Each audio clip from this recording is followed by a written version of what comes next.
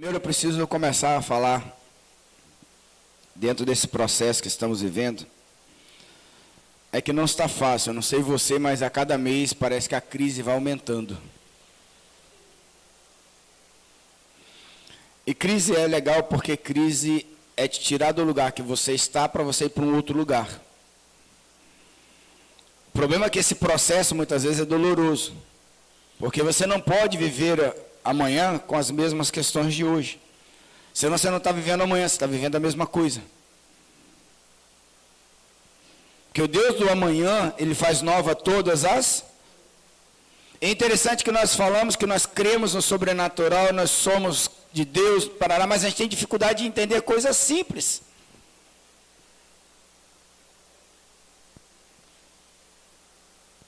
E eu concordo com o pastor Cote quando ele fala que a orfandade talvez seja o maior mal dessa geração.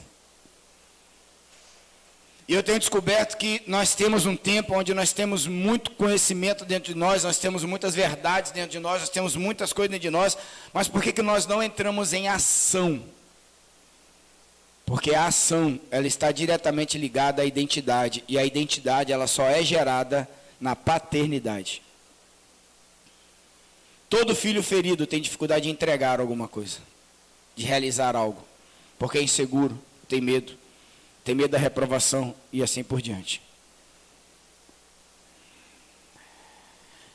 E a gente, você como eu, muitos aqui eu sei já foram expostos a esse conhecimento da orfandade, e eu não quero me ater hoje a sintomas da orfandade, sintomas do filho, né, características dos filhos, sintomas da orfandade, eu não quero me ater nada disso.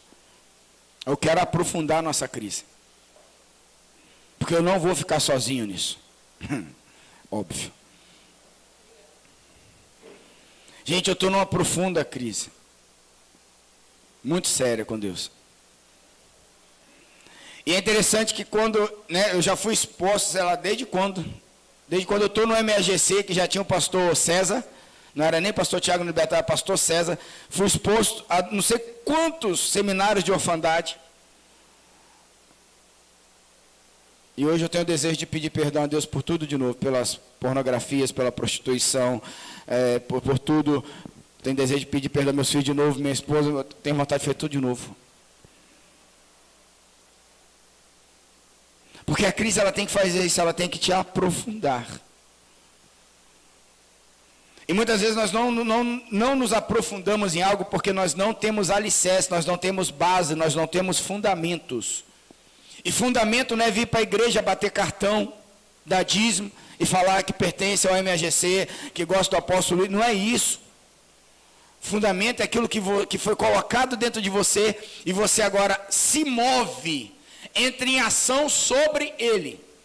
Essa casa, ela tem um fundamento.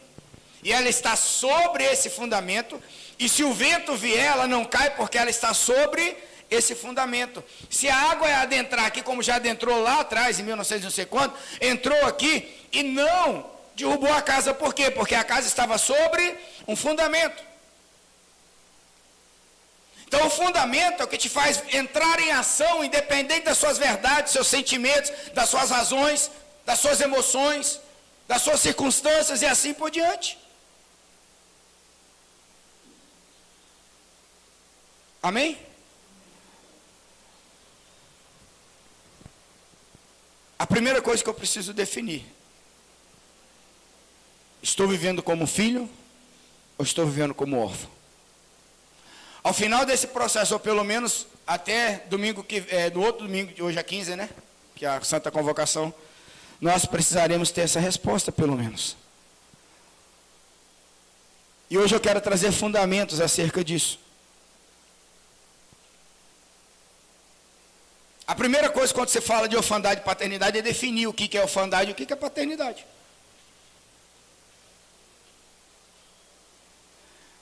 Segundo o dicionário, paternidade é estado ou qualidade de um pai. Você está pai. Isso traz diversas qualidades sobre você. Distingue-se a paternidade legítima, em que os filhos procedem de uma união entre pai e mãe, da paternidade adotiva, em que um filho é adotado. E aqui eu quero fazer uma coisa muito clara. Eu quero distinguir nessa manhã a paternidade que Dona Elisete e o Senhor Neném têm sobre mim, daquilo que eu fui adotado em Cristo, amém? Eu e você hoje vamos distinguir essas questões. E você já vai saber já por quê. Se no sentido figurado, paternidade é criação, autoria. É uma relação jurídica. É um vínculo entre duas ou mais pessoas às quais as normas jurídicas atribuem efeitos, ação obrigatórias. Há uma jurisdição na paternidade, seja ela entre meu pai e minha mãe, seja entre eu e Deus por adoção.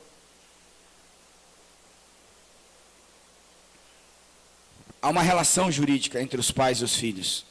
E o que é relação jurídica lá?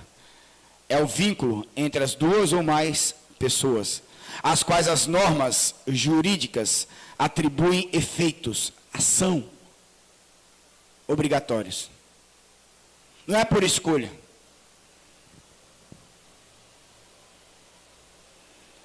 E o que é orfandade? É o Estado. Também é um Estado, agora de alguém que perdeu tudo isso que eu falei. Seja entre o pai e a mãe, seja entre ele e Deus. E sabe qual é o estado figurado que a pessoa fica? O que configura, né? O que é configurar? É colocar as ações que vai mover dentro dele. Você vai configurar um computador desse, você vai botar aqui os programas que vai fazer ele funcionar. Então, como é que funciona o órfão? Funciona em cima de desamparo e abandono.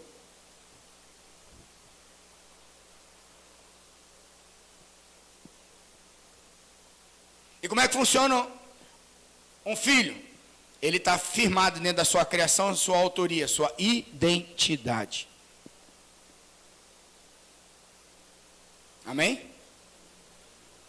Então a primeira coisa que eu aprendo aqui, queridos,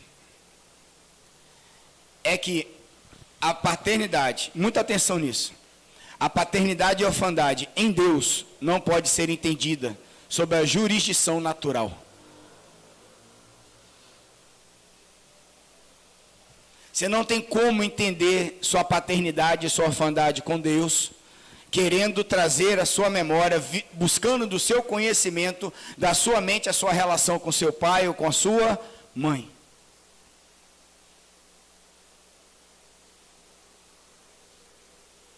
Você não tem lógica? O dia que teu pai foi e abusou moralmente de você.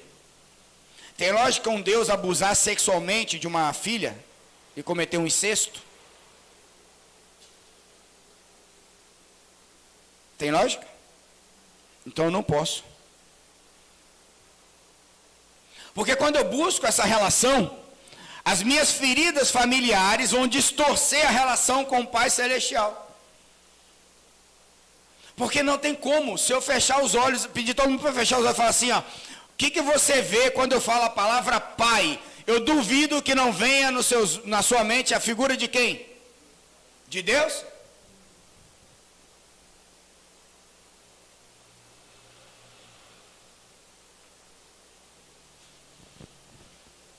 Então toda relação que eu tenho com Deus é afetada pela relação que eu tenho com quem?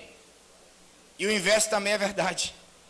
Toda relação que um pai constrói leva um filho, e o filho do filho, e o filho dos filhos a reconhecer quem? Deus. Atenção, pais. Atenção os que serão pais aqui.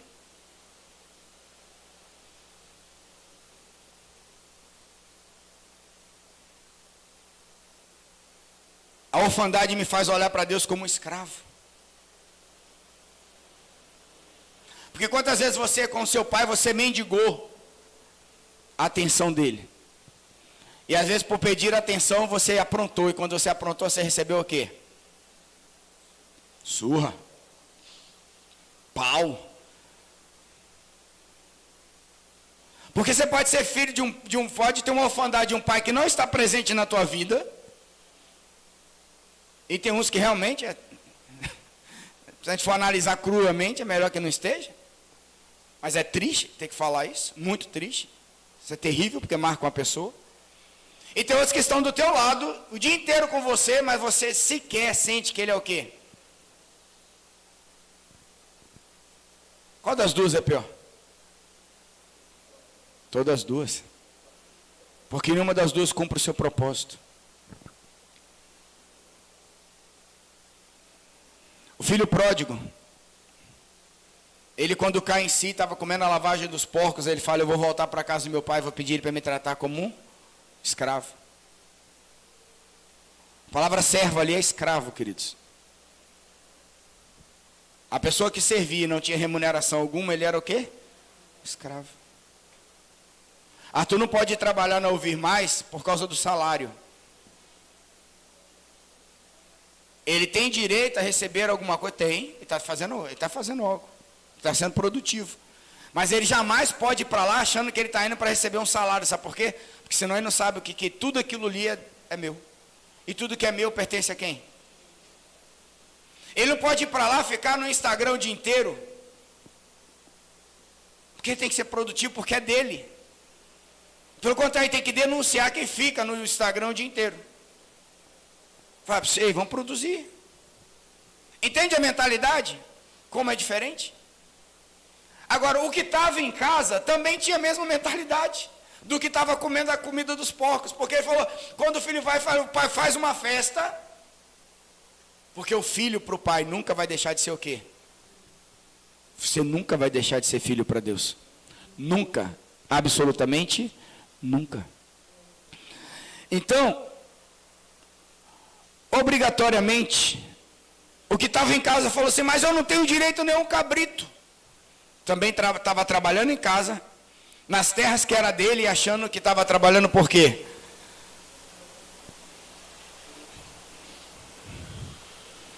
Ele precisava ser reconhecido como filho. Sabe por quê, queridos? Você pode estar fora de casa. E você pode estar dentro de casa. Você está fora, você pode estar dentro da igreja e fora da igreja. Você pode estar dentro do reino de Deus e fora do reino de Deus sem saber a sua identidade.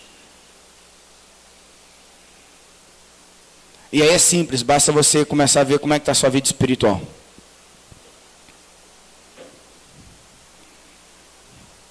É essa a resposta que nós precisamos até o final das ministrações. Estamos nos comportando como filhos ou como órfãos? Por quê?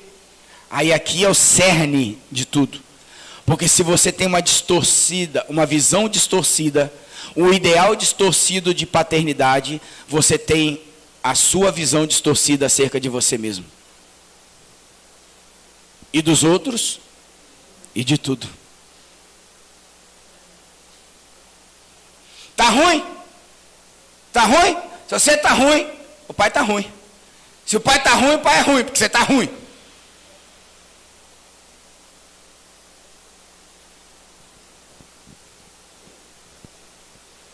Mas já falei isso, né? Em casa tá ruim, na rua deve ser pior, né? Eu vou ficar em casa mesmo que tá ruim. Ainda bem que eu fiquei, né? Se você tiver uma ideia errada de quem é Deus, você também terá uma ideia errada de quem você é e de quem é o outro. Sabe por quê? Porque a identidade. Perdão, peraí. Sai daí.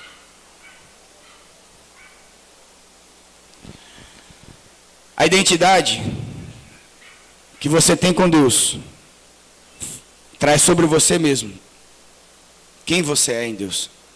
O que é identidade? Eu tenho identidade civil, que diz que eu sou um cidadão. Agora, o Brasil é bom que você pode ter identidade de cada estado, né? Então eu era um cidadão carioca, agora eu sou cidadão baiano. E quem revogar, eu mostro meu título de cidadão itabunense, tá? Desculpa aí.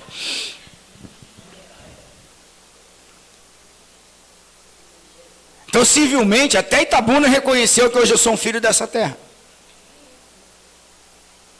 Mas você já é da terra. Eu era forasteiro, agora não.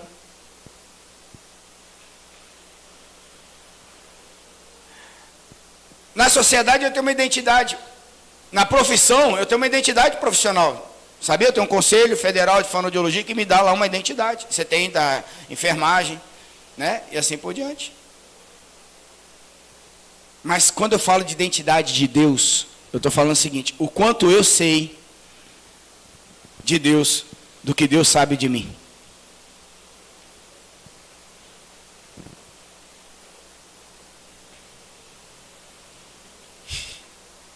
O quanto você sabe de Deus, do que Deus sabe de você. Isso é identidade. Isso é destino profético. Isso é sentido para a vida. Isso é razão para viver. Isso é motivo para agir. Para ser, para fazer, para ter, para conquistar, para manifestar. A palavra identidade, querido, vem de idem. E aí tome cuidado, porque na verdade quando você fala identidade com Deus, você quer saber quem você é. Na verdade não. Idem significa que você é igual. Então na verdade eu sou igual a quem? Porque a oração de Jesus é que eles sejam um comigo, assim como eu sou um contigo.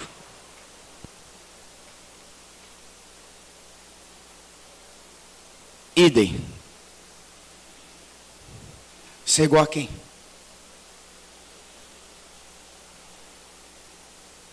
Então quando eu defino paternidade, quando eu defino orfandade, quando eu defino identidade, eu começo a fazer um panorama, amém? Que eu não posso jamais. E nessa manhã você não pode sair desse lugar como filho, como mãe ou como pai, com a mesma mentalidade do que você olhar para trás e achar que você fez tudo certo, que não fez. Mas também você não pode olhar para trás e achar que fez tudo errado, porque senão você vai desistir do processo. Você tem que entender que é um Deus de amor, querendo colocar todas as coisas em ordem, te chamando até Ele, para que verdadeiramente você viva tudo, toda a plenitude de Deus. Eu preciso ainda definir algumas coisas. Por quê? Porque se agora nós vamos lidar com uma dimensão, com uma jurisdição espiritual, eu preciso definir paternidade dentro da jurisdição espiritual. Senão eu vou voltar para onde? Para São Neném do Elisete. Para o Iris e Delvânia. Aí Arthur vai olhar para mim e sabe que eu tenho um monte de erros, e ele sabe, porque ele tem um monte de sintomas de orfandade, assim como eu ainda tenho. E cabe a mim de resolver a minha orfandade para que a dele também seja resolvida, e ele resolver a dele para que depois seja resolvido a dos filhos, dos filhos, dos filhos, dos filhos, e assim por diante. Eu tenho que olhar para a Bíblia, porque toda a palavra é ela que instrui. Ela que é a verdade. E aí quando eu vou para a Bíblia, lá em 1 João 1,12, não precisa abrir agora não, eu queria que você guardasse aí, se você quiser eu te dou todos os estudos depois, porque tem versículo pra caramba. Mas tudo que eu vou falar está na Bíblia, amém? Vocês confiam? João 1,12 diz assim: mas a todos quanto receberam, deu-lhes o poder de serem feitos filhos de Deus, aos que creem no seu. Primeira questão, como é que eu me torno filho? Recebendo Jesus. Por meio de quê? Da fé, ponto, simples assim. Mas você entende o que essa jurisdição espiritual trouxe sobre a tua vida? O que isso mudou sobre você? E no versículo 12 ele diz: mas os quais não nasceram do sangue, nem da vontade da carne, mas nem da vontade do homem, mas de Deus. Então o novo nascimento traz uma nova jurisdição que gera uma nova paternidade. Automaticamente gera o novo o quê? Filho. Romanos 8,14, Paulo diz assim: porque todos que são guiados pelo Espírito de Deus, esses são filhos de... Isso eu estou falando de paternidade. E orfandade? João 14,18. Não vos deixarei órfão, voltarei para vós. O pai sabia que nós somos o quê? Por quê? Porque o pai reconhece a jurisdição espiritual desde a queda do homem aonde? No Éden. E já já nós vamos chegar no Éden. Mas nunca foi a vontade de Deus e nunca será que você continue o quê? Em nome de Jesus. Mas Deus não pode fazer nada se você não crer. Romanos 8,15, Paulo diz assim: porque não recebemos espírito de escravidão, porque todo órfão se relaciona com o pai como? Aí diz, para outra vez estardes em temor. Todo órfão teme, tem medo até da paternidade.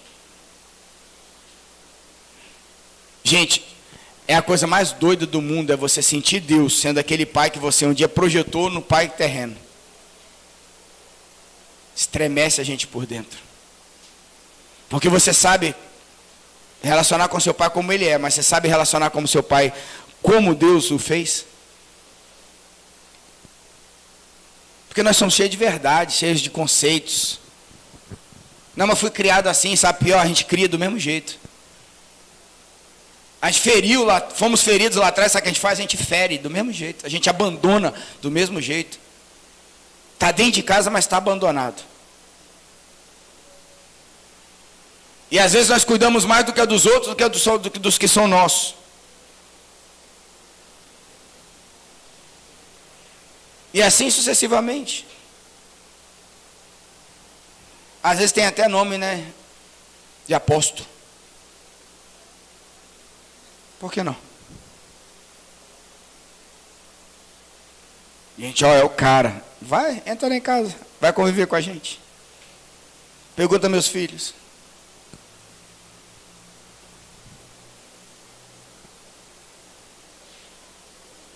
Mas nós não recebemos o espírito de escravidão para outra vez estarmos em temor, mas recebemos o espírito de adoção de filhos, pelo qual clamamos. Olha que interessante. Há um espírito dentro de mim, colocado por Jesus, no dia que eu rendi a minha vida por Jesus, que clama, paizinho, paizinho, paizinho. Abba, pai, é uma versão judaica da língua daquela época que clamava assim. É como você chama hoje, como os filhos hoje balbuciando, papai, papai, papai, paizinho, papaizinho. Isso significa Abba, pai.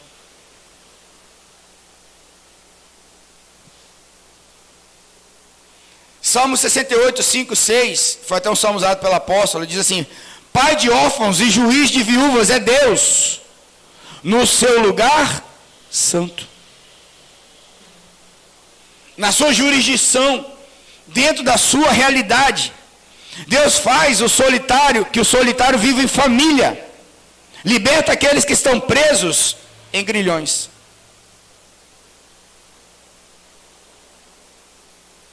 Em Romanos 8,16, Paulo diz assim: o mesmo Espírito testifica com o nosso Espírito que somos filhos de Deus.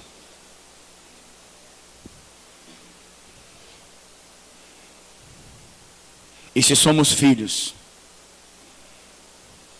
somos também herdeiros. Somos logo herdeiros também, herdeiros de Deus e co-herdeiros de Cristo. Se é certo que com ele padecemos, para que também com ele sejamos glorificados. Mas parece romântico falar isso. E Paulo também ali em Romanos 8,17 também sabia disso. Aí ele foi e deu logo a bronca no versículo 18. Para mim, tenho por certo que as aflições desse tempo presente não podem se comparar com a glória que em nós há de ser revelada. Porque os dias são difíceis. Queridos, toda a estrutura que você tem social hoje é para derrubar quem? A família. E dentro da família tem toda uma estrutura hoje para derrubar quem? O homem. 1/3 da nossa nação não tem o nome do seu pai na sua identidade, nem na sua certidão de nascimento. 1/3 da nação brasileira. Você faz ideia do que é isso? Você imagina, né, esses casamentos que deu certo, a gente faz. Você imagina aqueles filhos que foram criados, que foram gerados no carnaval, que a gente não sabe nem quem é? O pai? Tu imagina aquele assim, que foi numa festa, aí dormiu uma noite e gerou um filho? Tu imagina hoje a quantidade de órfãos que nós temos?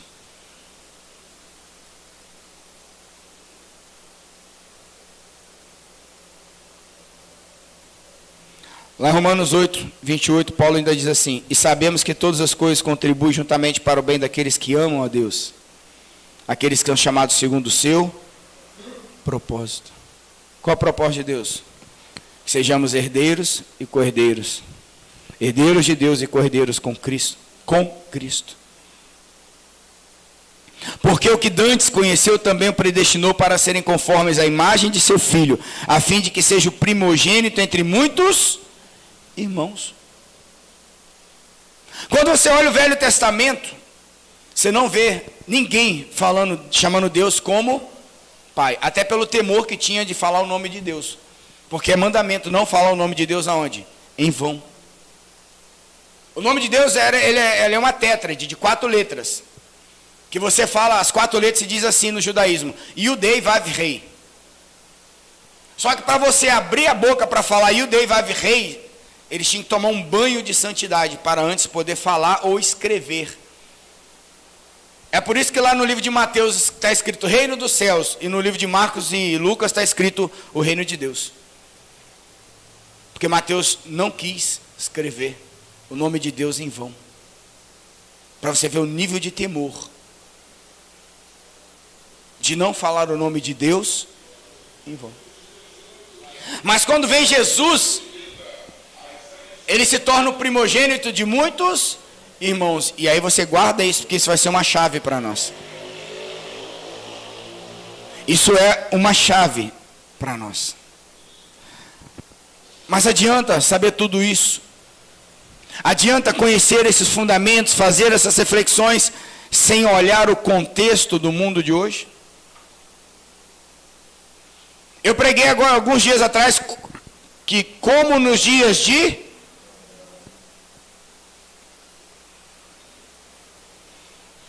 Paulo instrui 2 Timóteo 3, de 1 ao 5, também um texto que o apóstolo usou. Sabe, porém, isto, Timóteo, que nos últimos dias sobrevirão tempos trabalhosos. Porque haverá homens amantes de si. Nos dias de Noé casavam e davam-se casar, comiam, eram hedonistas. Só estavam pensando na sua própria vontade. Queridos, deixa eu abrir falar uma coisa para vocês aqui com muito temor dentro de mim. Eu tive uma mulher que não me deixou viver só para mim. Senão eu teria me casado. Teria me constituído pai, marido de mim mesmo.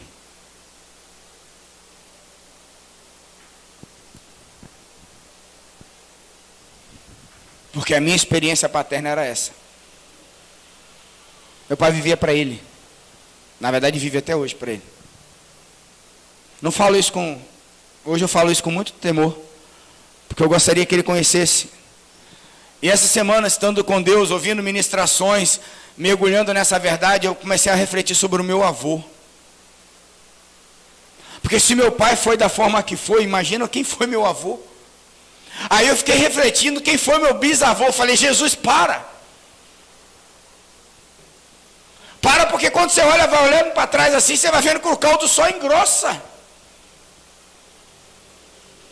Está parecendo feijoada que você deixa de um dia para o outro, depois você deixa para o outro dia, parece que a gordura só vai crescendo ali dentro. Aí eu comecei a clamar, Senhor, tem misericórdia.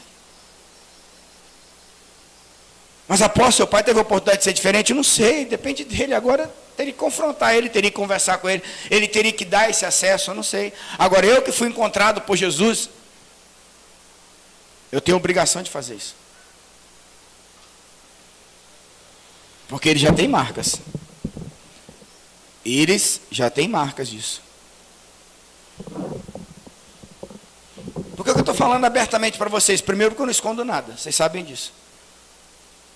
Eu não quero estar aqui de perfeitinho, porque eu sou o apóstolo.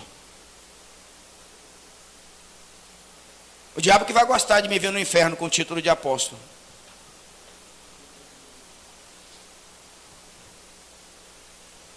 Mas eu olhei para Devane e falei, caraca, eu fiquei assim, quase perdi a noite, não foi? Eu entrei em surto no quarto. Eu falei, Jesus, como foi meu bisavô? E eu quase não sei nada do meu avô paterno. Do meu avô materno eu sei. Teve 3 esposas. Comeu todas as mulheres da região onde ele tinha fazenda. Todas. tomou tiro de marido dos outros. Ó, era assim. Aí dá para dimensionar, né? Mas como é que foi o pai do meu avô? Meu bisavô paterno, meu bisavô materno. Porque, querido, se eu não entender isso, eu não vou paralisar um mover espiritual que vem de geração em geração. Essa responsabilidade é sua, não é de Deus. Porque Deus fala lá em Deuteronômio, se eu obedecer a palavra, Ele vem e visita até a minha terceira geração. Mas se eu não obedecer a palavra, a maldição vem, e vem até a minha 100ª geração. Então obedecer não é um parâmetro que eu escolho, é uma exigência. Porque se eu não escolher obedecer, se eu obedeço ou não obedeço, eu já tenho as consequências. Se eu obedeço, ele diz, essas bênçãos virão sobre ti e te alcançarão. Porém, se eu não obedecer, as maldições virão sobre ti e te alcançarão. Você já parou para pensar que você pode estar amaldiçoando um filho? Só porque você não tem o entendimento de que é um bom pai? Porque o seu bom é no padrão, na jurisdição natural e não na jurisdição o quê? Celestial. Porque um pai, no natural, ele fere um filho. Ele humilha um filho. Ele fala para um filho, você não vai ser nada. Mas Deus fala assim, em mim você vai ser tudo. Um pai, se o filho não obedece, toma ele budoado e ainda corta as coisas. Deus perdoa e continua falando, segue o teu propósito que eu vou contigo.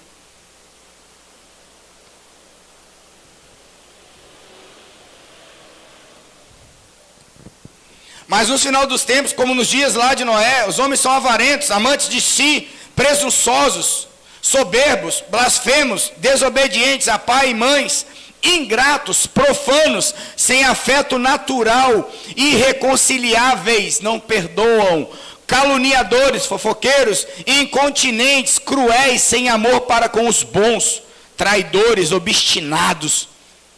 O tempo de obstinação, né? Você vai vencer, 7x1, entra lá na internet, vai ganhar 1 milhão em 7 dias, se fizer isso, cara. Orgulhosos, mais amigos dos deleites do que amigos de Deus, tendo aparência de piedade, aqui que é triste, mas enganando a eficácia dela. 2 Timóteo 3, do 1 ao 5. Aí sabe qual é o conselho de Paulo? Ele termina assim, ó, deles afaste-se. E eu tenho que pegar isso aqui, olhar para mim e falar assim, o que eu estou vivendo disso aqui? Por quê? Porque nós já estamos no último tempo. Ontem minha mãe me ligou, 11h59, tomei um susto da noite. Estava ali fazendo ministração, lendo a Bíblia, orando.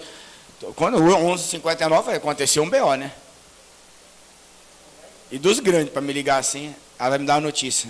Uma tia minha, irmã de meu pai, acabamos de perder uma com problema renal. E aí a outra tia que cuidava dessa com problema renal está com câncer no útero. Estado muito avançado. E eu falava para minha mãe, mãe, antes a gente lia a Bíblia e imaginava as coisas que iriam acontecer. E o religioso continua assim. Depois a gente lia a Bíblia e pensava que estava chegando próximo de acontecer, mas o religioso continua assim. Mas quem hoje lê a Bíblia e sabe os tempos de Deus, sabe que nós já estamos vivendo o final dos tempos. E hoje nós somos essa população aqui, ó, dos últimos dias, como nos dias de Noé.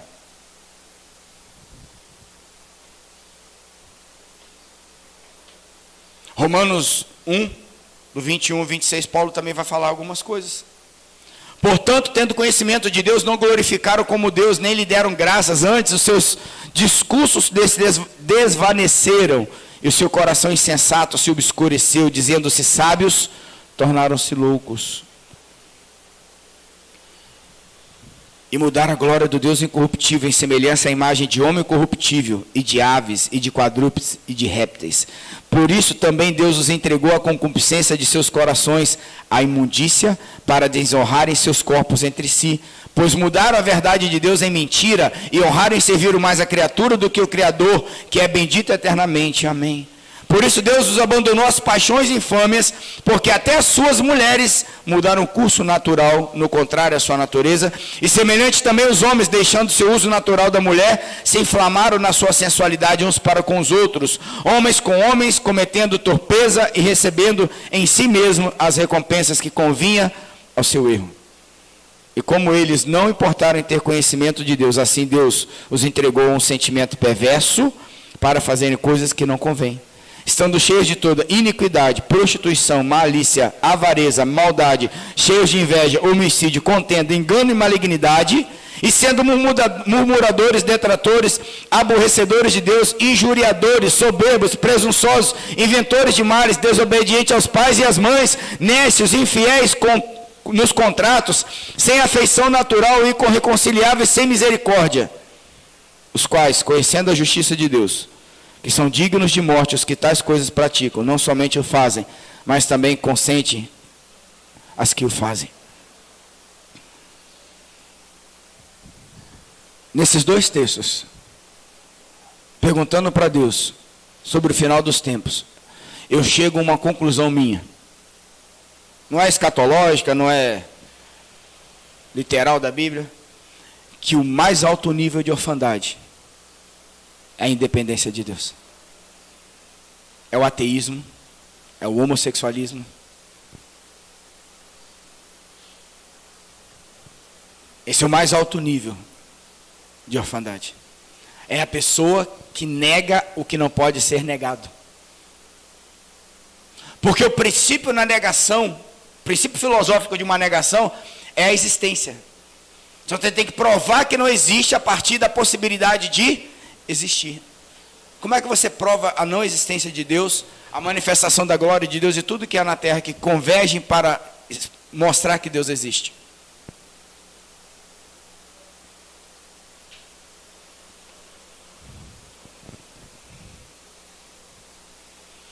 E sabe quem está por trás de tudo isso?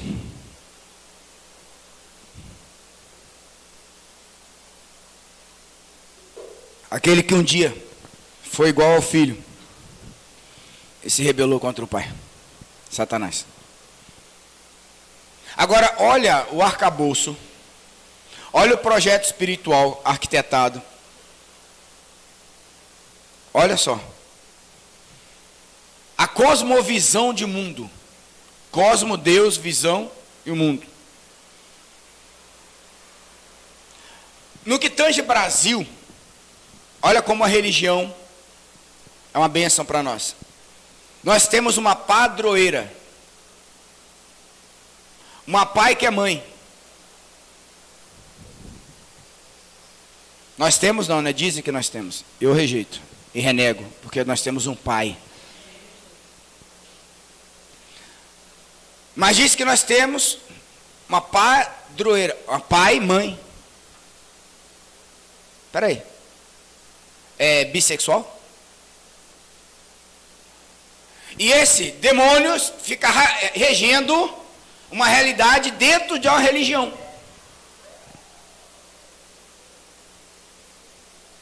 Que tira o pai e coloca no lugar do pai quem? Entendeu por que o Brasil tem tanto órfão? Um dos motivos. Por quê? Porque tira Deus, tira o pai do lugar de autoridade que ele tem.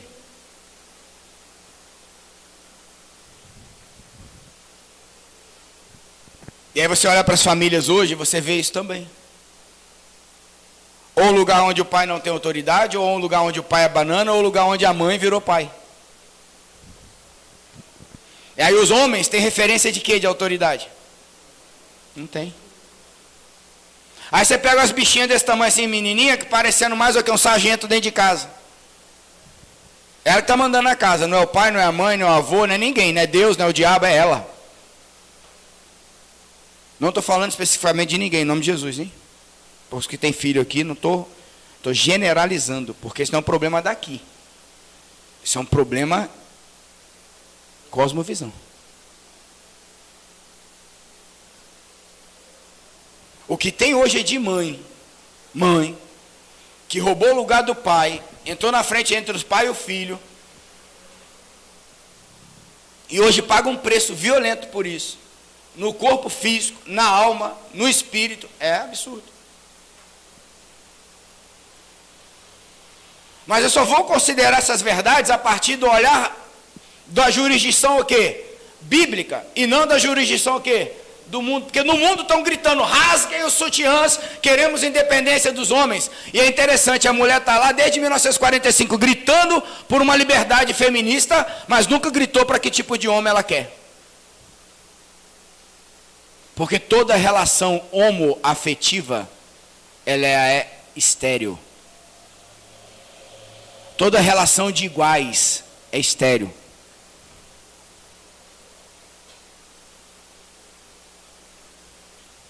Aí elas gritam o que querem, mas não gritam o que precisam. E queima sutiã, e rasga, e faz, e bota dedo na cara, e tarará, tarará, tarará.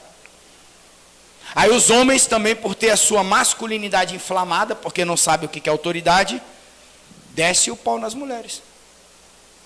Isso não é sinal, querido, de machismo, isso é sinal de infantilidade.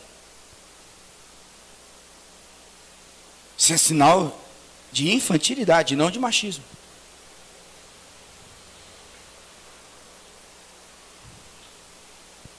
E por que o diabo está nessa arquitetura toda? E aí aqui, eu e você começamos a entrar no que verdadeiramente, por que definir paternidade e orfandade, por que entender a jurisdição, por que olhar para a visão bíblica, por que confrontar esse mundo e a cosmovisão desse mundo? Por causa da profecia de Malaquias. Abre aí, por favor, Malaquias 4.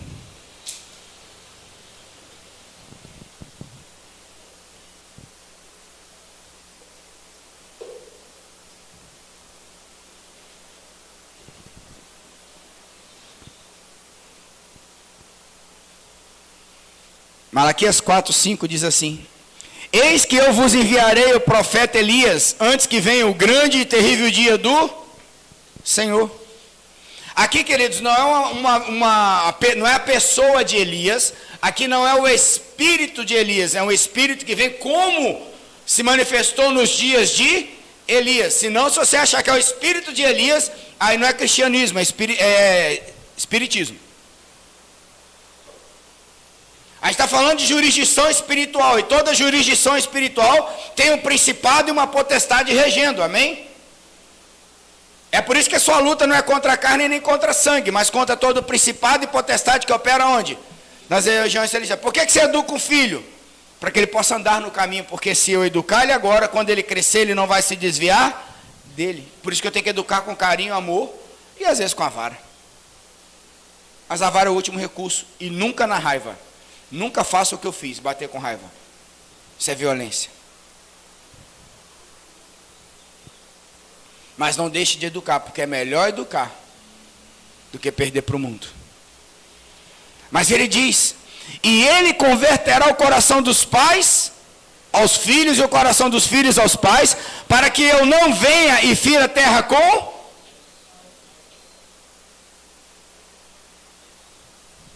Tem tudo a ver, queridos, com a ação da igreja nesse tempo. Tem tudo a ver com a minha e com a sua vida nesse tempo. Sabe quem pode redimir o pecado da terra? A igreja. Sabe quem pode curar a terra? A igreja. Porque se meu povo, que se chama pelo meu nome, se humilhar e orar e se converter e se arrepender dos seus maus caminhos e buscar a minha face, então ouvirei dos céus e sararei a sua terra. 2 Crônicas 7:14.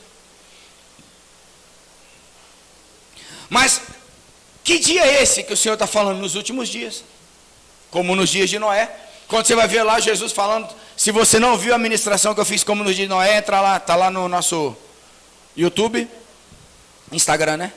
Mas tem que subir depois para o YouTube. Em nome de Jesus, observe aquela ministração. Por quê? Porque dentro da jurisdição espiritual, se você olhar para o Velho Testamento, o único que deixou um filho espiritual foi Elias. Que deixou quem? Eliseu. E olha que situação, Eliseu falava com Elias o quê? Elias passou por Eliseu, falou, ó, larga tudo aí Me segue. Aí ele foi lá, quebrou a canga do boi, matou o boi, fez churrasco, comemorou e partiu. E Eliseu começou a servir Elias. E a única coisa que Eliseu estava esperando de Elias era o quê? Uma porção dobrada. Elias fez 12 milagres na Bíblia. Eliseu fez quanto? Quantos? 24. Os ossos de Eliseu, enterrado, um soldado morto foi jogado sobre ele. Ressuscitou. Jurisdição espiritual, filho. Sabe o que significa, pais? Que nós deveríamos ter sido criados e precisamos criar os nossos filhos de forma que eles sejam os trampolim, nós sejamos os trampolim deles. Ou seja, se eu fiz 1000, eles têm que fazer no mínimo quanto? 2000. Se eu salvei aqui 40, Arthur tem que salvar no mínimo 80, mas o potencial é maior. Por quê? Porque coisas que eu aprendi, não precisei repetir, eu posso passar para ele. Então a geração que está vindo depois de nós, ela tem a obrigação e responsabilidade de avançar nas revelações para que façam obras maiores ou iguais. Vou chegar até aí também, calma. Hoje Jesus vai te apertar o fígado, o intestino, o estômago, o rim, vai sair tudo aqui hoje. Não vou ficar sozinho nessa não, essa crise eu não carrego sozinho. Bonito. Amém? Elias foi o único que deixou um filho espiritual. Então Jesus está falando de um avivamento, de uma porção dobrada.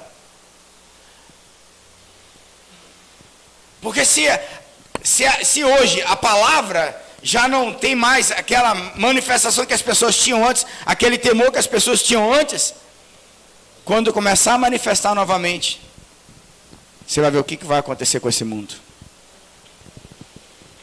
Está chegando. Está bem próximo. A apóstola sonhou esses dias, a água estava o quê? Já estava o quê? Jorrando, né? Essa água já está passando por nós. Nós já fomos colocados na porta das águas, as águas já estão movimentando este lugar, amém?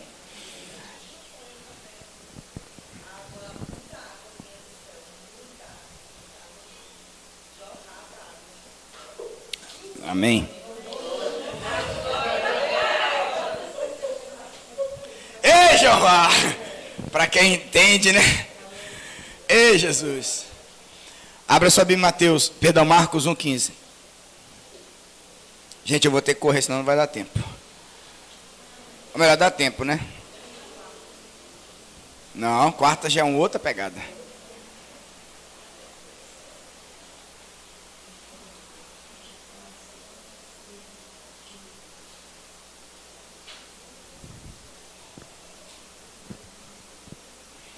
Quando João Batista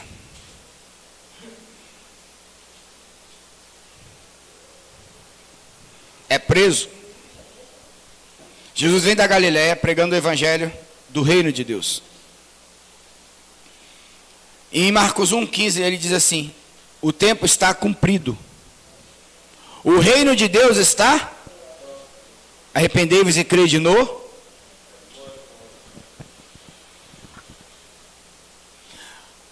Se eu estou entendendo os tempos e as movimentações, eu preciso de duas coisas: me arrepender e crer. Crer em quê? No Evangelho. Coisa difícil hoje, né? Mas é interessante que João Batista, a Bíblia diz que ele veio no espírito de quem? De Elias. Malaquias diz que ele converterá o coração dos filhos aos pais aos filhos, para que ele não venha e fira a terra com maldição. Aí ele envia João Batista no espírito de Elias e ele diz: arrependei-vos porque é chegado o reino, crede no Evangelho. Aí vem Jesus também no espírito de Elias e falou que nós faríamos obras maiores ou... Está na Bíblia, queridos. É porque não vai dar tempo de esmiuçar cada texto. Então, o que o diabo está tramando dentro dessa cosmovisão espiritual? O que é essa regência natural do mundo de hoje? Essa questão da criação dos filhos, essa questão de ideologia de gênero, essa questão que nós temos a desagregação da família, essas questões espirituais que envolvem aí padroeiro e assim por diante. E é interessante, a maioria das manifestações, das representações simbólicas de Satanás nas outras nações e em outras culturas não tem a ver com um homem, tem a ver com uma mulher. Isso é bem interessante. Mas o que o diabo sabe? O diabo sabe que virá o maior avivamento do mundo,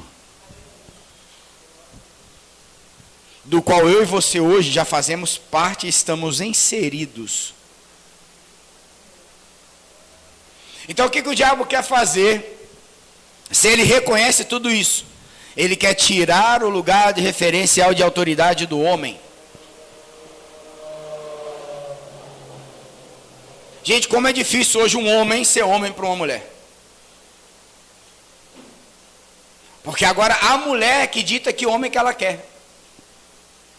Sendo que a Bíblia diz que não foi feita a mulher por causa do homem. Ou melhor, não foi feita o homem por causa da mulher, mas a mulher por causa do... Por quê? Porque o homem tipifica quem na Bíblia?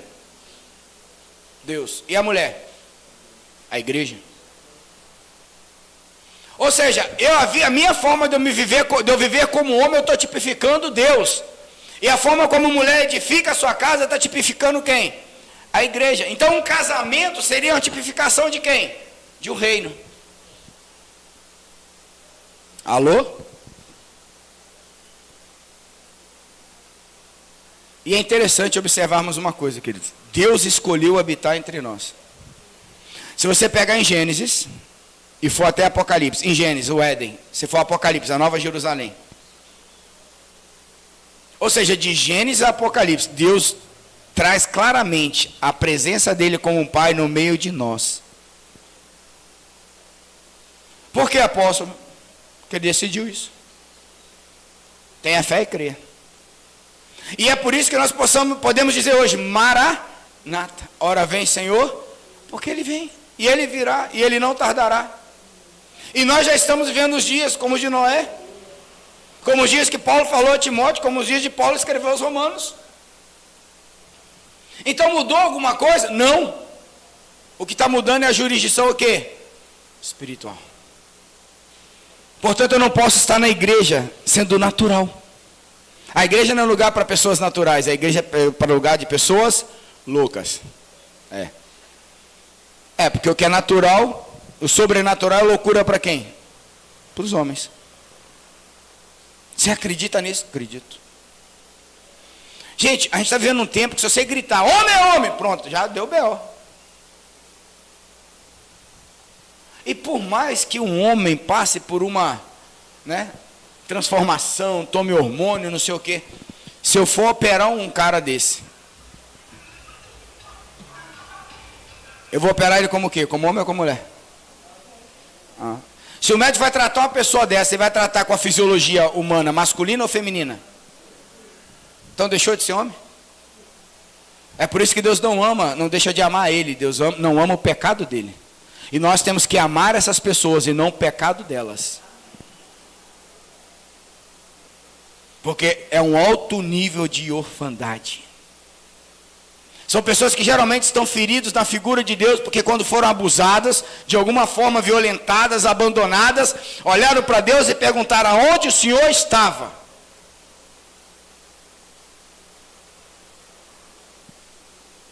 E somos nós que temos que apresentar Deus de volta para elas. Somos nós. Queridos, atente para esse lugar de autoridade. Atente para esse lugar de autoridade. O Éden.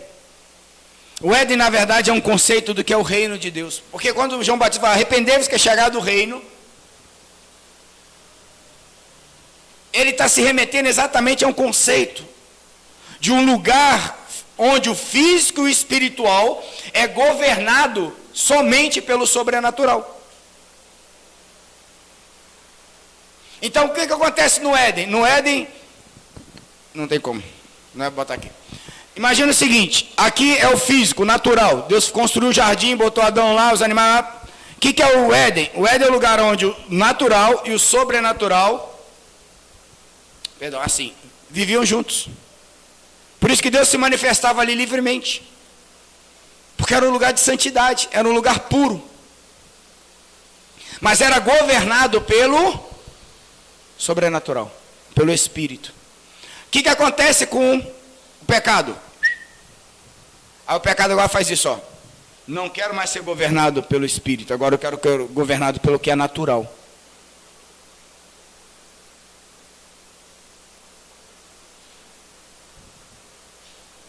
Entenderam?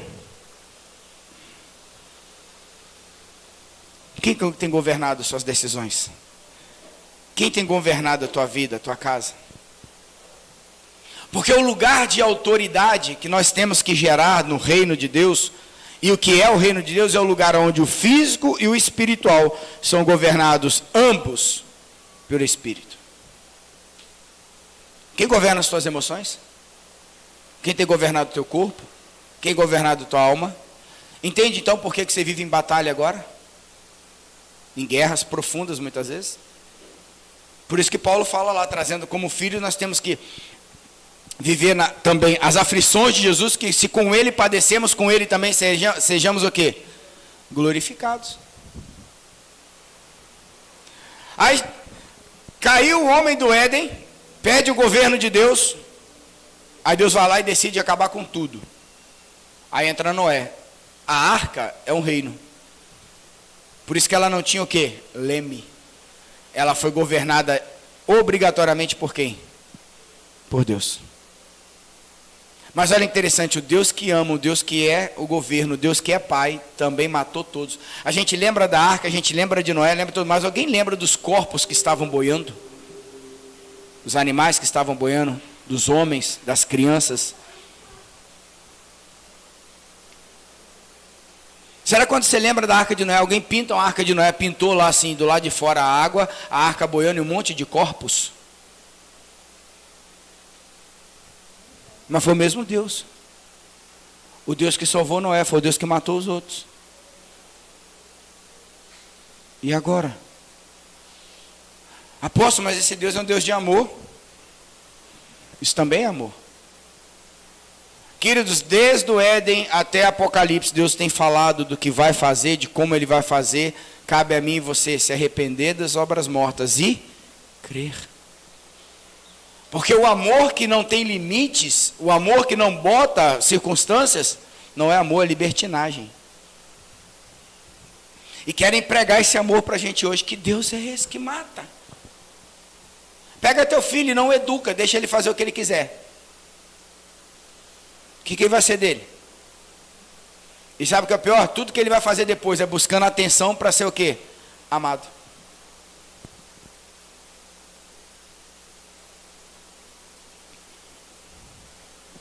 Sabe, querido, se nós estamos vendo o tempo de Noé, a igreja tem sido a arca.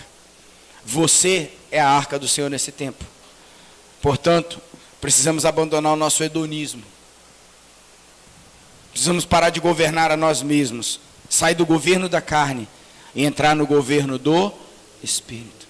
E você não consegue viver o governo do Espírito, a jurisdição do Espírito, sendo órfão. Senão vai ser só mais um momento. 30 dias aí falando de orfandade, aí você passou para o sistema de libertação, domingo que vem você vem em jejum, a gente põe a mão, ora e continua tudo igual. E não mudou o quê? Nada.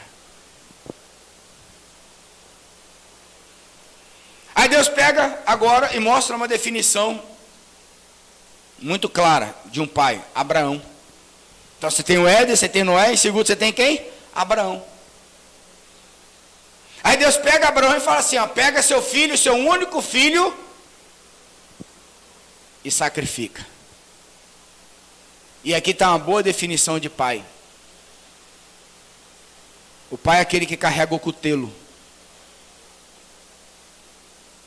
Atenção, mães. O pai é o que carrega o cutelo. Tu já imaginou se Sara tivesse entrado na frente de Abraão?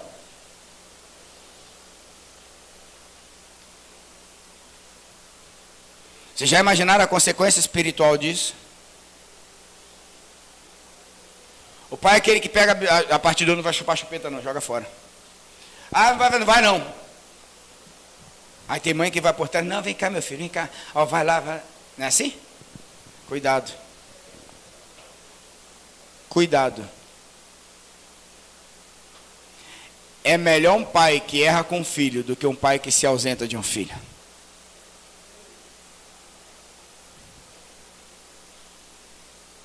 Eu sempre falei para Devane, ó, eu posso estar errado, mas deixa eu errar primeiro. Depois você me chama e fala. Agora não tira a minha autoridade, não, que se você tirar vai dar ruim. E dava. Porque eu sempre tive esse entendimento.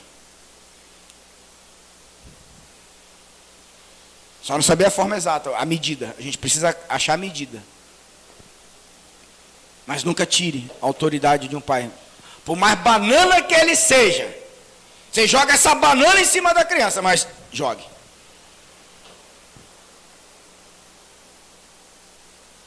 E se for banana, deixe de ser banana, em nome de Jesus. Porque se a sua casa representa um reino, ela tem que ter um governo. E isso hoje fere. Isso é para ver como a cultura do mundo entrou dentro da igreja e a gente não percebe. Aí o cara não acha medida, eu sou o cabeça, ele quer dar budoada em todo mundo dentro de casa. Não é isso. Cabeça é para dar direção, para dar destino, para falar, está errado sim. E hoje nós vamos errar, queridos. Nós temos que achar as medidas. Para isso nós somos dependentes do Espírito, mas o pai carrega o cutelo. E se preciso for, sacrifica o filho. Mas quando Abraão vai sacrificar, porque Isaac perguntou, cadê o cordeiro? Deus proverá. Oh, aleluia. Quando você faz isso na tua casa, Deus está provendo a salvação de uma geração. Quando você faz isso dentro da tua família, Deus está promovendo uma salvação de uma geração. Em seguida, Deus envia quem? Moisés. Aí agora nós temos o tabernáculo, lá em Êxodo. O que é o tabernáculo? O tabernáculo era uma tenda onde Moisés entrava e ali Deus via e se manifestava a Moisés. O tabernáculo era como Deus governava Israel, através de Moisés. Não era Moisés que governava Israel, era Deus que governava. Mas para Deus governar na terra, depois debaixo do pecado, ele precisava de um lugar que fosse um Éden, aonde os céus e a terra pudessem ser governados por ele. Aí Deus criou o tabernáculo. Por isso que Deus só falava no tabernáculo. Porém Moisés, quando saía de lá reluzente, o que ele fazia? Botava o véu. Aí não cansado disso, Deus falou assim, peraí, vamos lá para as leis. Vamos criar um templo. Aí Deus deu as medidas, Deus deu as 3 câmeras. Cada câmera dessa tem um significado, eu não vou poder falar aqui agora, porque é quase outra ministração. Deus deu as leis, mas é o mesmo conceito do tabernáculo. Mas ali tem uma coisa muito interessante. Moisés não precisava matar um cordeiro para entrar no tabernáculo. Mas o sacerdote sim. Por quê? Porque se precisa de um lugar onde a jurisdição espiritual aconteça, precisa de um lugar o quê? Santo. Então se você quiser viver a jurisdição espiritual na tua vida, santidade não é escolha. Amém? Aí o que o sacerdote fazia? Pegava um animal puro, sem defeito nenhum, botava a mão sobre a cabeça dele e sangrava. Esse sangue, essa vida, simbolizava que ele agora podia entrar, mesmo pecador, ele podia entrar onde? Na presença de quem? No Santo dos Santos. Então, para que haja uma entrada minha na presença de Deus, uma vida vai ter que ser o quê? Sacrificada. Por causa de quê? Por causa do meu pecado.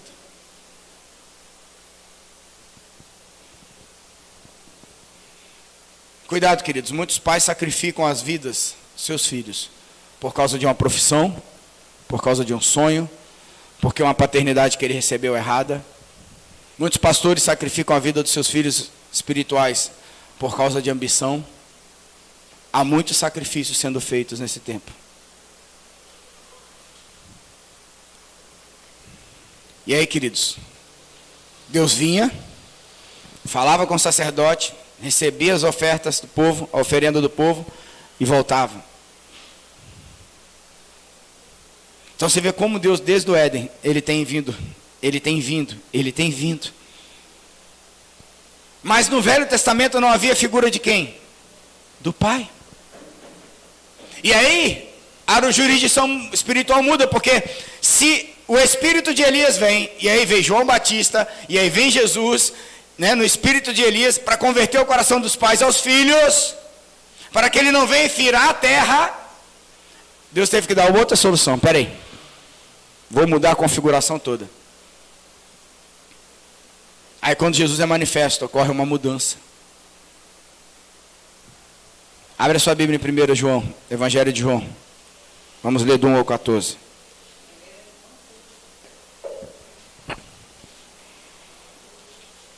Evangelho de João, capítulo 1.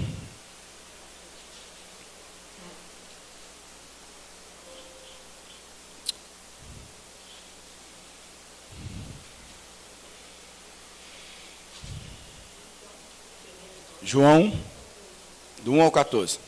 No princípio era o Verbo estava com Deus, e o Verbo era... Ele estava no princípio com Deus, todas as coisas foram feitas por Ele, sem Ele nada do que foi feito, se fez. Nele estava a vida, e a vida era a luz dos homens.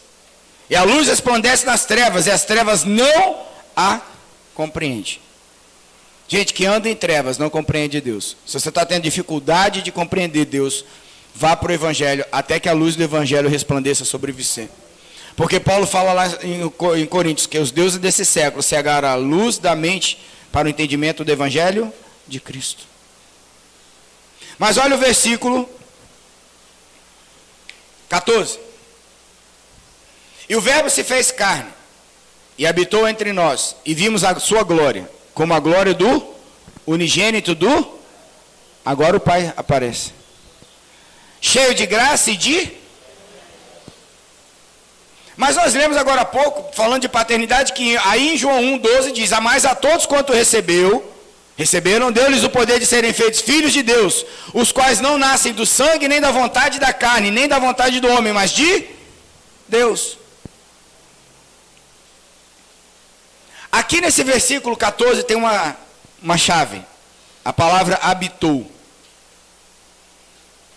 Porque se lá no Éden Deus vinha direto, depois veio na arca, depois veio no sacrifício de Elias, depois veio no tabernáculo, depois veio no templo, e agora ele está vindo com quem? Com Jesus. Por quê? Porque a palavra habitou aí significa, sabe o quê? Esquinó, que significa tabernaculou conosco. Ou seja, sabe aquele lugar onde o natural é regido pelo sobrenatural e os dois habitam na terra?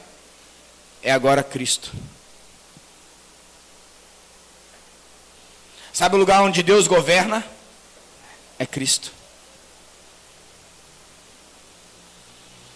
Pegou? Será que você já entendeu? E é interessante que aqui agora a glória do unigênito, não é mais do primogênito. Porque o primogênito era o primeiro, mas o unigênito ele era o quê? O único. Porque se antes eu tinha que botar, o sacerdote tinha que botar a mão sobre a vida de um animal, agora quem foi o Cordeiro de Deus que tira o pecado do mundo? Jesus. E por que ele pôde ser o Cordeiro? Porque nele não havia pecado.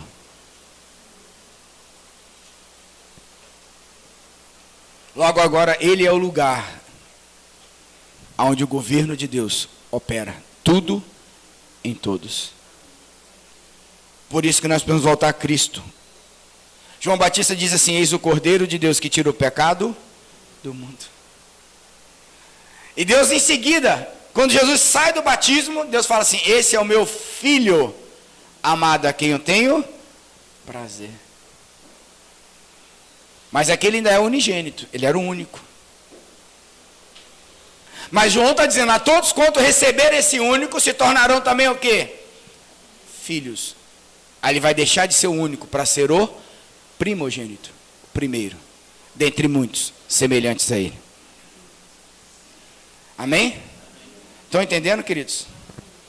Então vamos lá. O Éden, o jardim, o governo de Deus. O pecado entrou, veio o tabernáculo, onde Deus governava através de Moisés. Depois do tabernáculo veio o templo, onde Deus governava através do sacerdote e a vida dos animais. Uma vida por outra vida. Aí vem Jesus agora e resgata tudo. E manifesta quem agora? O Filho, o primeiro, o único. Quer dizer. E cadê eu? Onde que eu entro nessa jurisdição da paternidade? E é aqui que é a primeira questão para eu entender se eu estou vivendo como filho ou se eu estou vivendo como órfão. Abra sua Bíblia em Mateus 25. Já estou acabando, amém?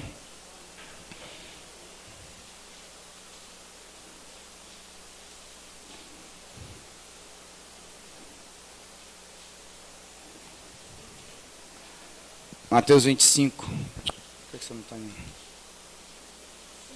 Tá bom.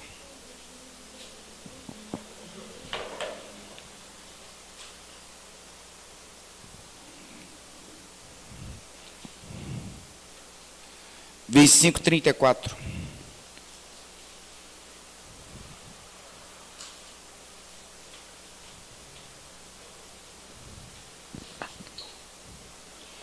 Quando fala da separação que Deus vai fazer no juízo final, quando o Filho do Homem vier em sua glória, com todos os anjos, então se assentará em seu trono, na glória dos céus. Todas as nações serão reunidas diante dele, e ele irá separar umas das outras, como o pastor separa os bodes das ovelhas, e posicionará as ovelhas à sua direita e os bodes à sua esquerda. Então dirá o rei a todos que estiverem à sua direita: vinde, abençoados de meu Pai, recebei como herança o reino, o qual vos foi preparado desde a fundação do mundo. Aí em seguida ele vai falar das práticas do Evangelho. Então o reino vai vir ou já veio? O reino vai vir ou já veio? Já veio? Vai vir? Onde é o reino? Nos céus ou na terra? Gente, reino de Deus e reino dos céus é a mesma coisa. Sabe o que é o reino? O lugar onde Deus governa. E Deus só governa num ambiente onde o natural é entregue ao sobrenatural. Onde a minha mentalidade é entregue à mentalidade de Cristo. Onde eu não posso viver mais como órfão, só pode viver como filho. Porque senão eu não tenho autoridade. Quer que eu te prove isso? Hebreus 1. Vá lá.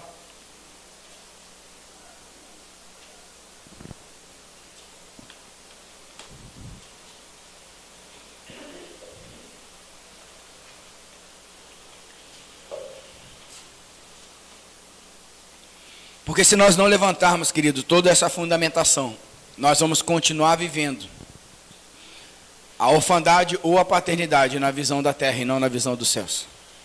E aí você vai estar lutando com uma jurisdição mundana, achando que é algo espiritual. Saiba de uma coisa: Deus já venceu.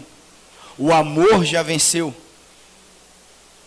Sabe por que a nossa esperança está naquilo que não se vê? Porque já se cumpriu. E porque já se cumpriu, eu volto a ter esperança. Porque a esperança não falha. Porque Deus não falha. Está escrito aqui. Havendo Deus, desde a antiguidade, falado em várias ocasiões e de muitas formas aos nossos pais, por intermédio dos profetas, nos últimos tempos nos falou mediante ao seu Filho, a quem constituiu o herdeiro de tudo o que existe, e por meio dele criou o universo. Então tudo está em quem hoje? Em Cristo. Eu e você hoje estamos tendo acesso ao reino, acesso à herdade, acesso a sermos herdeiros e co-herdeiros com Cristo. Por quê? Porque tudo está agora quem? E nele.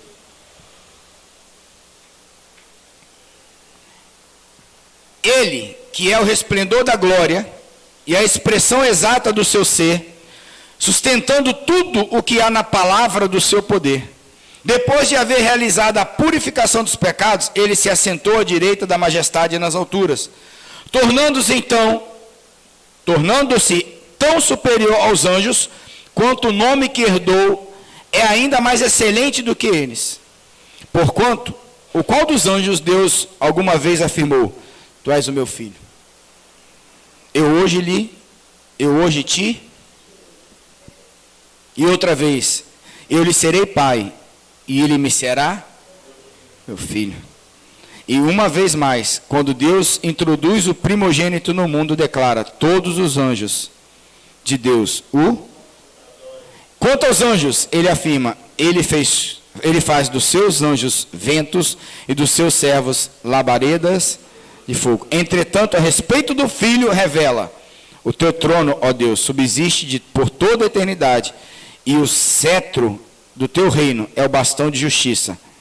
E aí ele vai dizer mais algumas coisas, mas eu quero que você fique aqui, ó.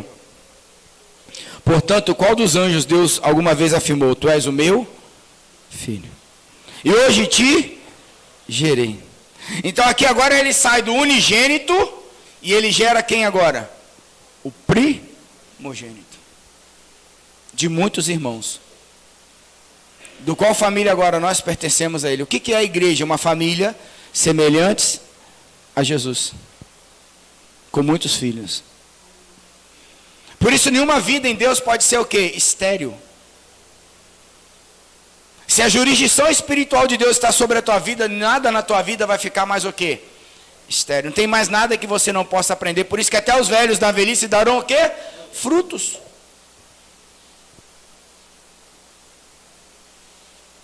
Queridos, nós precisamos entender essas coisas, sair das visões naturais para entrar nas visões sobrenaturais.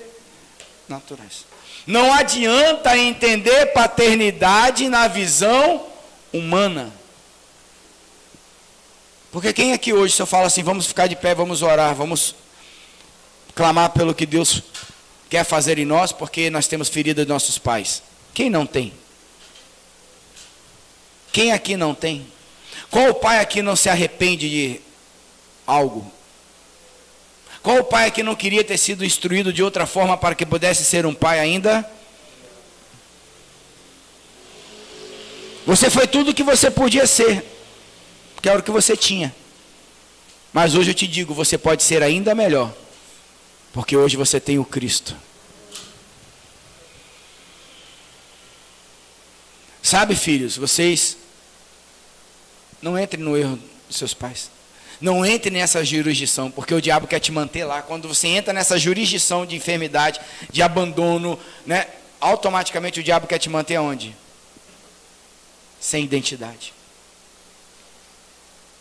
Portanto, eu e você precisamos buscar não a nossa paternidade em si, mas a nossa identidade, que é gerada pela paternidade.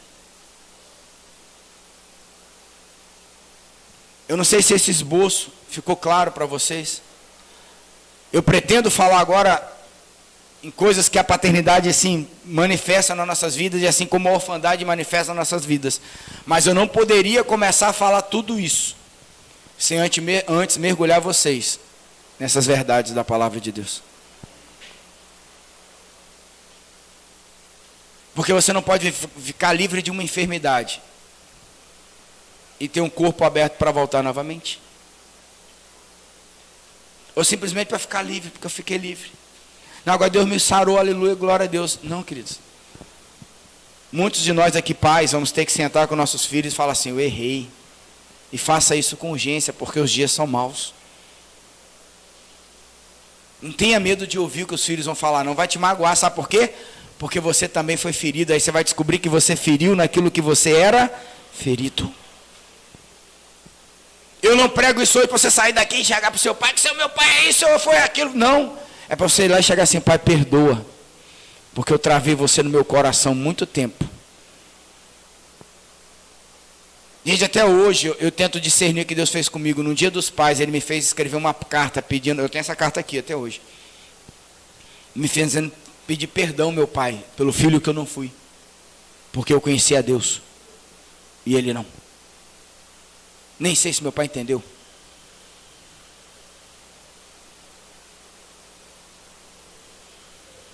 Até porque, queridos, o diabo vai gastar tudo que ele tem para manter uma pessoa na orfandade. Porque uma pessoa na orfandade, ele não tem propósito, ele não tem destino, então tudo que oferta, tudo que dá, ele quer. Quando você vê aquela pessoa assim, sempre a mesma coisa, sempre a mesma coisa, sempre a mesma coisa, sempre na mesma obstinação, você pode parar que ele é órfão. Quando não entrega, não tem resultados, pode parar. Quando ele é altivo, quando ele é soberbo, quando ele não escuta ninguém, pode parar. Quando ele está querendo ser valorizado pelos outros porque ele não tem valor próprio, pode parar. Eia! Eia! Você tem um Deus que é Pai. E esse Pai se define por amor. E o amor cobre uma multidão de pecados.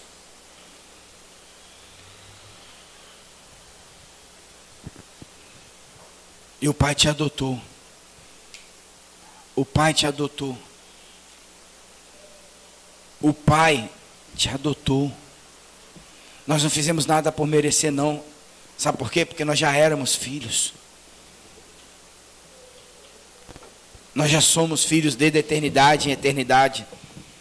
Desde sempre e para sempre. Cabe a mim e a você hoje olharmos assim e botarmos na mesa. Vai para a mesa. Jesus resolvia as coisas mais complicadas na mesa. Prepara uma mesa. Prepara teu coração para ouvir, para falar. E rasga o coração. Apóstolo, Deus vai curar tudo? Não sei. Mas essa é a vontade de Deus. Tudo vai mudar de imediato? Não sei, mas essa é a vontade de Deus. Eu fico com a vontade de Deus. Mas essa vontade nunca vai acontecer se eu não me dispuser a fazer. Mães, peçam perdão aos vossos maridos quando vocês entrarem na frente dos filhos e tomar a autoridade, o lugar de autoridade dos pais.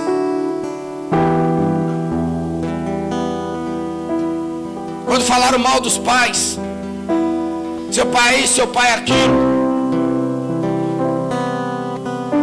Porque fala, porque está doendo, está ferido. Deus quer curar tudo isso, para que Ele não venha e fira a terra. Fecha seus olhos.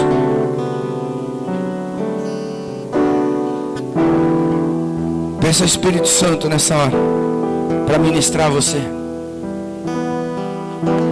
Eu sou filho de um separado. Eu sou filho de um incesto. Eu sou filho de um abuso. Eu sou filho... Não importa. Você é filho de Deus.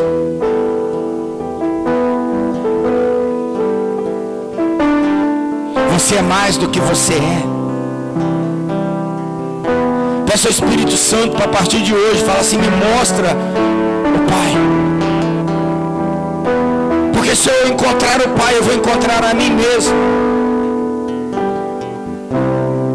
Se eu encontrar o Pai, eu vou encontrar a mim mesmo. Porque tudo que o Pai sabe de mim, eu preciso saber. Tudo que o Pai pensa de mim, eu preciso saber. Tudo que o Pai quer ao meu respeito, eu preciso saber. Porque seu Espírito está em você. Por isso que ele fala para Nicodemos: necessário vos é nascer de novo da água e do Espírito. Porque o nascido da carne é carne, mas o que é nascido do Espírito é Espírito.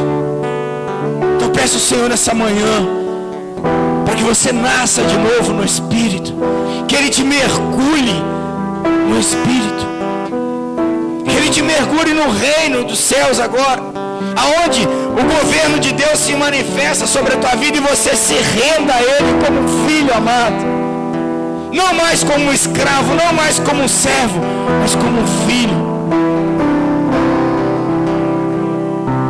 Peça perdão a Ele: Pai, eu rejeito e renego o Senhor toda vez que eu fui abusador, que eu fui abusado, toda vez vez que eu deturpei, Senhor, na mente dos meus filhos espirituais, dos meus filhos carnais, a imagem de Deus Pai. Toda vez que eu não alcancei, Senhor, o entendimento, a sabedoria, o conhecimento da verdade, estava lá disponível para nós.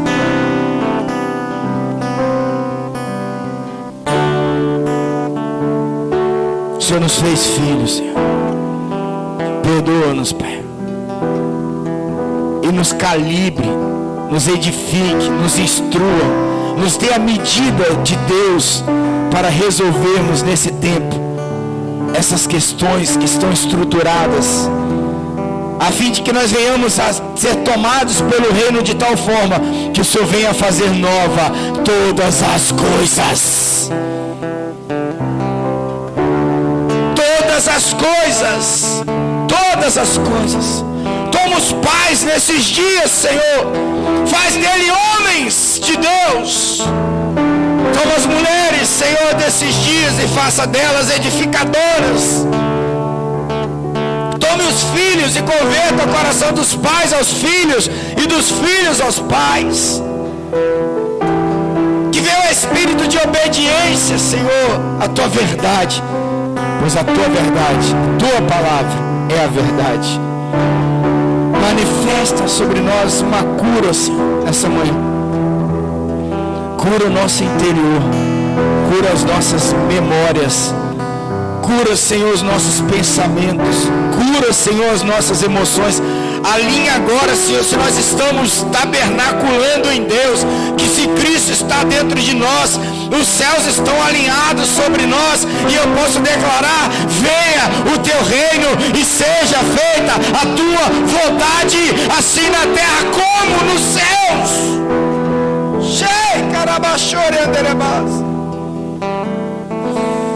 Sobre cada casa, Senhor, nesse lugar, sobre cada família dessa cidade, sobre cada igreja, Senhor, sobre este estado, sobre esta nação. Aviva a tua obra no espírito de Elias, que possamos fazer sinais e prodígios ainda maiores, como o próprio Cristo fez. A oração de Jesus é que nós fôssemos um contigo, assim como ele era um com o Pai. Que sejamos um com o Pai. Que sejamos um com o Pai. Espírito de Deus, Pai nosso que estás nos céus, dai-nos o teu Espírito nessa manhã, para que seja feita na terra, assim como nos céus. Para que a tua vontade prevaleça, para que nós venhamos a perdoar, Senhor. Ensina-nos a perdoar aqueles que nos têm ofendidos, e nos livra do mal. Livra-nos do mal, pois teu o reino, o poder e a glória para todos sempre. Gaste um tempo com Deus, querido, ainda. O Espírito de Deus está neste lugar querendo aprofundar as curas na tua vida. Às vezes você tem dificuldade. Eu tinha um pai, meu pai era amoroso, meu pai esse, meu pai aquilo, mas você vai olhar o seu comportamento e você não vai encontrar as manifestações desse pai, porque a regência, a jurisdição espiritual não existia, só existia o pai carnal. Era bom, era amoroso, mas não tinha jurisdição espiritual. E às vezes você encontrar um pai ausente, que também não tem a jurisdição espiritual, nem a presença. Mas Deus é tudo em todos. Deus tabernaculou conosco, nos dando seu Filho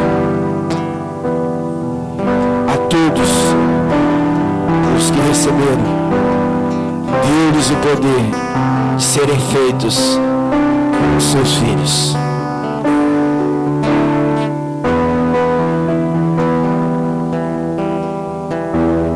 Porque Ele habitou entre nós. Ele habitou entre nós. E o Pai nos adotou. O Pai me adotou. O teu amor me encontrou. Eu hoje eu sou filho. Diga para ele: eu era órfão, Senhor. Se você entendeu essa mensagem, eu queria que você declarasse isso nessa manhã. Eu era órfão, Senhor, mas hoje eu sou o teu filho amado, em quem o Senhor tem prazer em cuidar, em amar, em libertar, em acessar as entranhas, as câmaras do meu coração. Você que está nos assistindo, declara isso na tua casa, onde você está. Eu era órfão, Senhor, mas hoje eu me torno filho de Deus, herdeiro de Deus e co-herdeiro de Cristo. Porque assim como Ele padeceu, nós possamos padecer, mas assim como Ele ressuscitou e glorificou a Deus, nós possamos glorificar nesse tempo o teu nome. Em nome de Jesus. Em nome de Jesus, não saia deste lugar sem declarar isso ao Senhor. Eu era órfão, hoje sou filho. Eu era órfão, hoje eu sou filho. Hoje eu entro nessa jurisdição espiritual. Hoje eu entro nessa autoridade. Hoje eu entro, Senhor, nessa identidade, Pai, do Criador, daquele que eu sou igual. Aleluia! Aleluia! Entre nessa verdade. Entre nessa verdade.